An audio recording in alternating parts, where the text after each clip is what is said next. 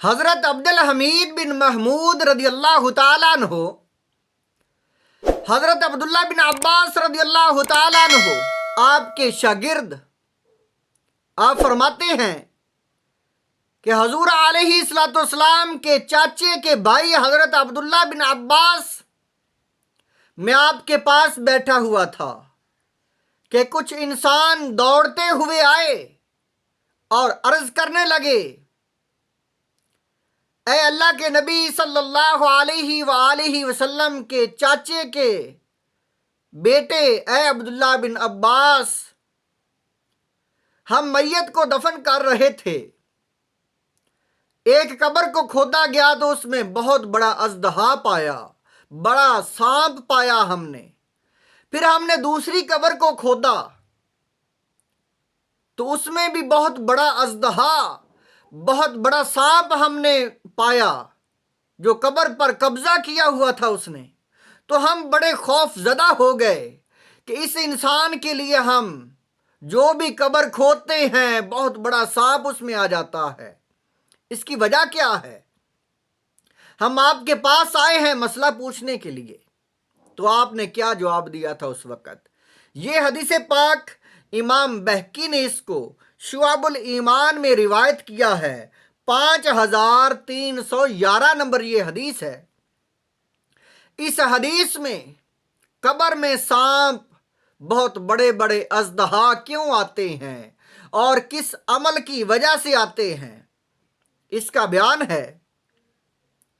فرمایا کنت عند ابن عباس، ہم حضرت عبداللہ بن عباس کے پاس بیٹھے ہوئے تھے۔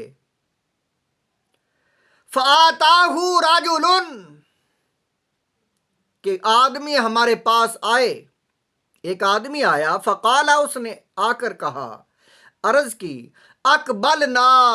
حجاجن، ہم حج کرنے کے لیے جا رہے تھے،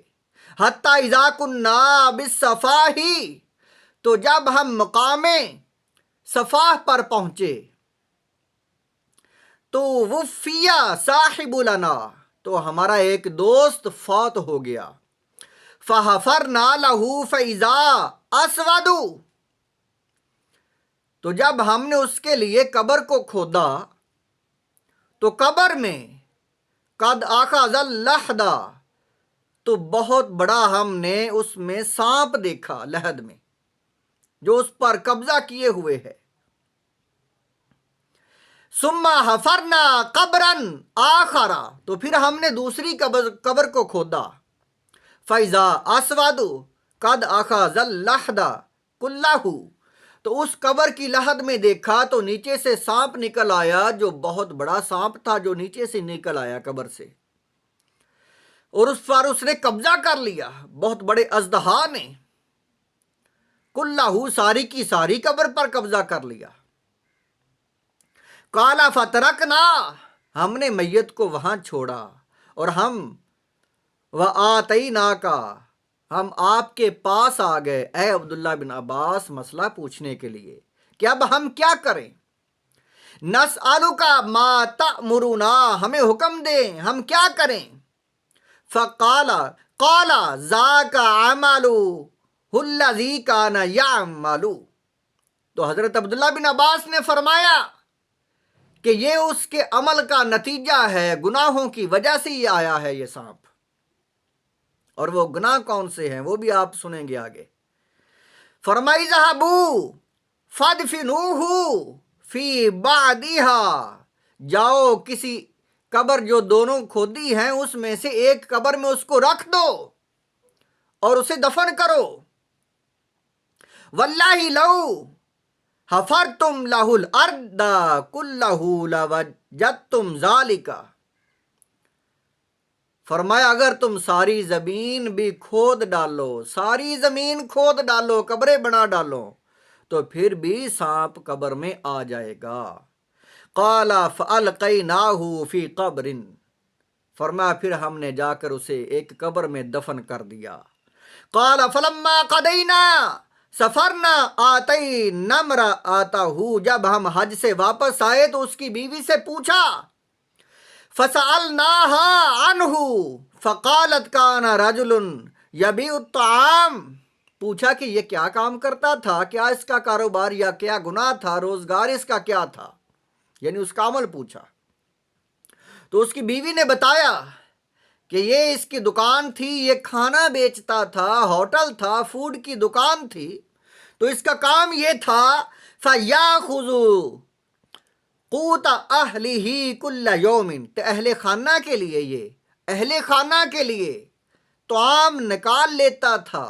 کھانا نکال لیتا تھا، اور کیا کرتا تھا، ملاوٹ کیا کرتا تھا، اتنا کھانا ثم ينظر مثله من قصب الشعير، یہ جوں پیس کر، جو جوں کی جو ہے ٹکڑے ہیں روٹیاں، وہ پیس کر سوکھی روٹیاں اس میں ڈال دیتا، یعنی آٹے میں ملاوٹ کرتا تھا۔ سوکھی روٹیاں جو ہیں وہ آٹے میں پیس دیتا۔ صرف اتنا عمل ہے کہ سوکھی روٹیاں آٹے میں پیستا تھا، وہ بھی کتنی،